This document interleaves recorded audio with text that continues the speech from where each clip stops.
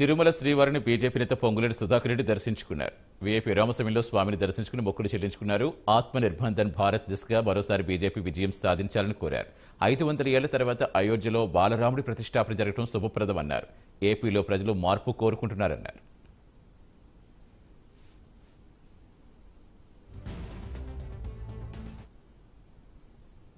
ఈరోజు కలియుగ దైవం అయినటువంటి వెంకటేశ్వర స్వామిని దర్శనం చేసుకొని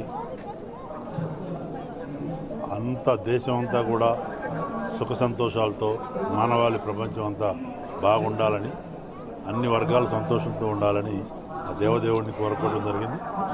ముఖ్యంగా నేను కొత్తగా నరేంద్ర మోడీ గారి నాయకత్వంలో, నడ్డా గారి ఆదేశం ప్రకారం ఈ లోక్సభ ఎన్నికల ద్వారా కర్ణాటక వ్యవహారాలకు కూడా నేను సహాయ ఇన్ఛార్జిగా నియమితులై, తమిళనాడు ఎలాగో ఉన్నాను సహాయ ఇన్ఛార్జిగా, దేవుడిని దర్శించుకొని విజయం కొరకు కాంక్షిస్తూ మరొకసారి ఈ దేశంలో ఆత్మనిర్భర్ భారత్ కావాలన్నా, వికసిత్ భారత్ సంకల్పం 2047కి ఒక సూపర్ పవర్ భారతదేశం ఫౌండేషన్ వేసినటువంటి నేపథ్యంలో అన్ని వర్గాలు, అన్ని మతాలు, అన్ని కులాలు సబ్కా సాత్ సబ్కా వికాస్ అనే సంకల్పంతో అందరి మేలు కొరకు కశ్మీర్ నుంచి కన్యాకుమారి వరకు భారతదేశం సమగ్రాభివృద్ధి చెంది విశ్వగురువుగా అయ్యే బాటలో నడిచి ఆ ప్రధానమంత్రి గారికి, నరేంద్ర మోడీ గారికి అన్ని రకాలుగా ఆశీర్వాదం, సుపరిపాలన చేస్తున్న నేపథ్యం, కరువు కాటకాలు లేకుండా ప్రజలంతా సుఖ సంతోషాలతో ఉండేటట్టు